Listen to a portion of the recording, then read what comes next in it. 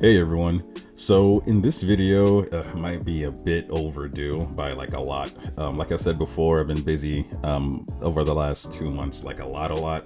And I'm still going through my backlog of everything I wanted to talk about because I still kind of want to talk about them.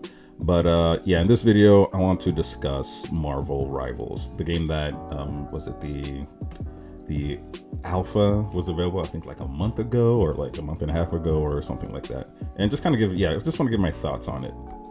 It's the game, at least from what I've seen, that almost every Overwatch YouTuber has been kind of talking about and honestly praising in comparison to Overwatch. And I just wanted to give my 2 cents too. So some things are pro, some things are cons, but yeah, we'll talk about all that in the video. So first off, I want to start off by saying that there's always a game that comes out that's supposed to be like the killer of something. In my experience, it's always something Blizzard has made, but it's always, just something a big video game company has made.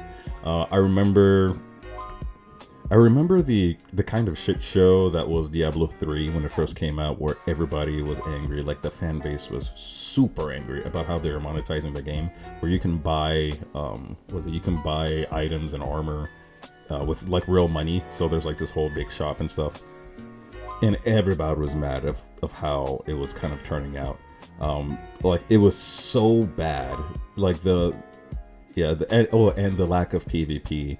And if you guys go play Diablo 3 now, you see the PvP, we got complete garbage. They had to completely just throw away the idea because the anger on the internet and the harassment got so bad that the director of Diablo 3 had to leave. Like I think he quit for like mental health reasons or something like that. So everybody was very, very angry with Diablo 3.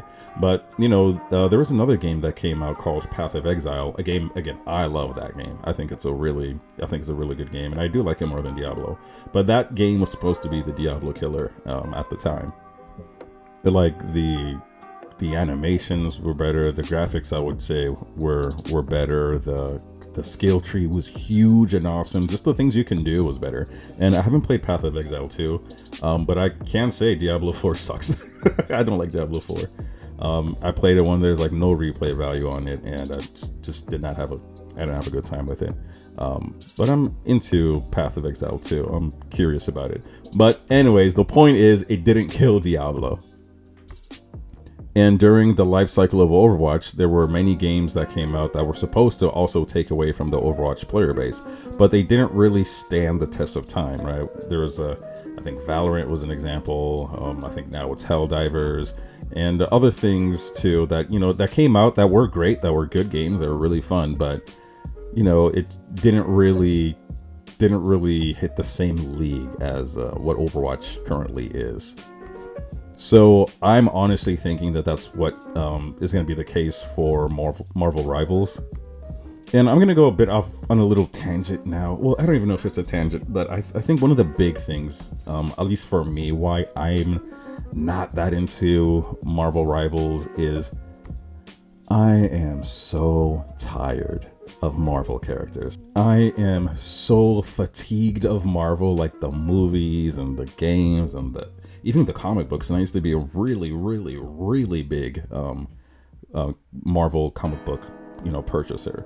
Like everything after I think I own every comic book after 5 years of the new Secret Wars that came out. So I think this was 2015, right? When they kind of reset the Marvel universe, and I was like, this is off. I own almost all the comic books for that. And I'm just so tired of it. I'm so tired of it. And you might be asking yourself, well, what does this have to do with the gameplay? Well, what Blizzard had said about the big appeal of Overwatch is their characters, right? And for me, that's a big thing. That's a big reason why I like Overwatch so much. I love the characters. I think they're funny. I like their interactions. The story, here and there, but I just like the characters, right? I think that's even that goes into the characters I play as, right? Like I play characters who have nice skins and have like a nice vibe to them. And for was it Marvel Rivals, I just did not get that same feeling. Like I did not get the same feeling, and I'm sorry. I thought I was gonna be, super excited and super, into it, playing as Black Panther, who, similar to Doomfist a little bit, but he's not. And I was just like, I'm just so tired of them. I'm sorry. And this is coming from a guy who, I still watch the Endgame war like once a week, right? Because I think that's one of the most amazing things that ever happened in movies. Like everything that happened to get to that point. Like I personally think after Avengers Endgame, they probably should have restarted the universe, because everything after that was complete garbage. Besides Guardians of the Galaxy 3. But then you look at, I think, what is it? Thor 4 or something, which is one of the worst movies I've ever seen in my life. But the last Doctor Strange was cool, right? It was pretty cool. But if you get me started on SpiderMan, then we're gonna have I'm gonna get a lot of dislikes. Actually, I'm gonna talk about it. Like, give me like 1 minute to talk about the last Spider-Man movie, where you had Tobey Maguire and the Andrew Garfield, Tobey Maguire, and was it Tom Holland or something? I don't know celebrity names like that. Well, maybe I got it right. But that movie was great for the nostalgia, seeing them all come together. I think was fantastic. I think it was really fun. I love what they did with the Green Goblin. I forget what that actor, his name is. The guy who he played Ryuk in Death Note. He has like that ugly, demonish face. I think they made him awesome. He's getting punched in the face and then he's slowly like becoming stronger. It's just like, oh, you can't hurt me anymore. That was awesome. What I hated about the movie was that the entire story didn't make any freaking sense. Because let's not forget, the big controversy was he was afraid of people knowing his identity. But the worst thing that happened to him from people knowing his identity, again, realize he's probably the only superhero that people don't know his identity, because everybody else doesn't hide it, right? Which is already kind of crazy. But the worst thing that happened to him from revealing his identity was that he just didn't get into college with his friends. That's his major conflict. But then he meets the dean, and then she tells him that, yeah, she'll look at his friends' applications again, and then let them into the school. So the movie should have ended there.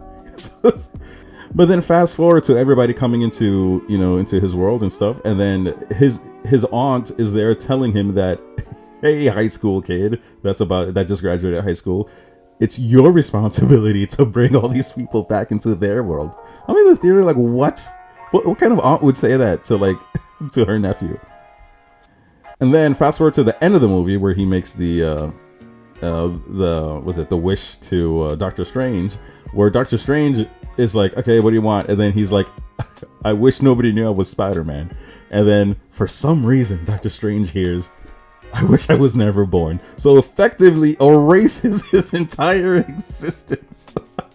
So none of his friends know him. Nobody knows anything about him. And it's like, why couldn't they just not remember he's Spider-Man and just go back to everything being the same as it was before? Like, he was never in the Avengers or all that. It was so absurd. So absurd and so depressing. The ending was horribly sad for no reason. But yeah. So yeah, those are the Marvel things. And then you got Captain Marvel, and I'm not. Yeah. So, anyways, this entire rant for me was just to talk about kind of the characters, and how for Overwatch, I think the characters is a big reason why people play the game. Maybe most people aren't like me, and they still aren't fatigued about Marvel stuff, but I think all statistics would prove otherwise. It seems like there's a pretty universal tiredness of the franchise. But to talk something else other than the characters, I don't feel like the game design of Marvel Rivals is as deep as Overwatch. Like the character abilities, like you have that Doctor Strange portal thing, which is pretty cool.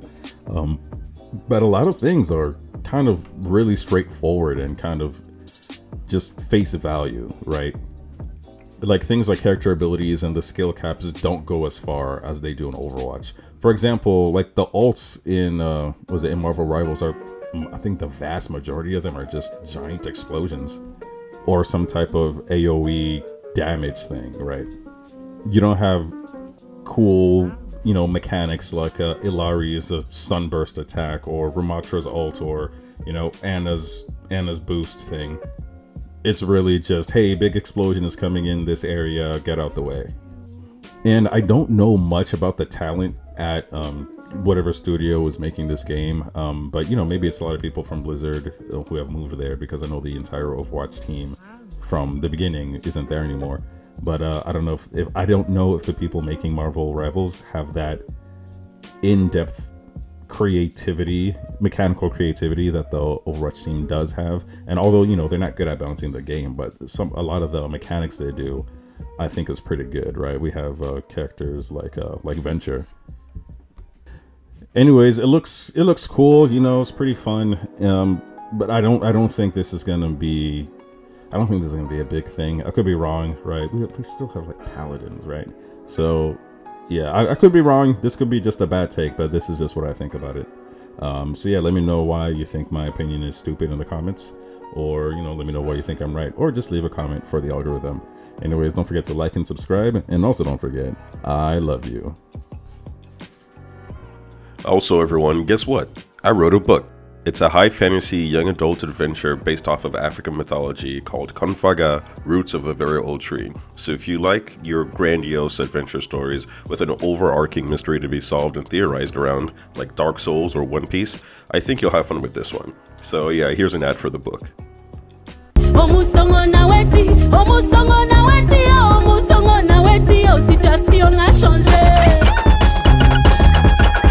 Konfaga, Roots of a Very Old Tree, a high fantasy young adult book with a modern take on African mythology. After a mysterious confrontation with his father at school, Marcus Jobda finds himself in the land of Kara. With a small band of determined adventurers and a robust magic system he must quickly learn, Marcus begins his search for his family, a way home, and simultaneously tries to discover the mystery of the disappearances. From escaping Mamiwara and preventing wars between kingdoms, he'll need every edge his wits can give him to see the next day. However, the more he learns, the less things appear as they seem. But does he really want to go back to his old life? With hundreds of illustrations filled with clues of the history of the world, join Marcus as he attempts to solve this mystery. Konfaga, Roots of a Very Old Tree is available now on Amazon. Link in the description.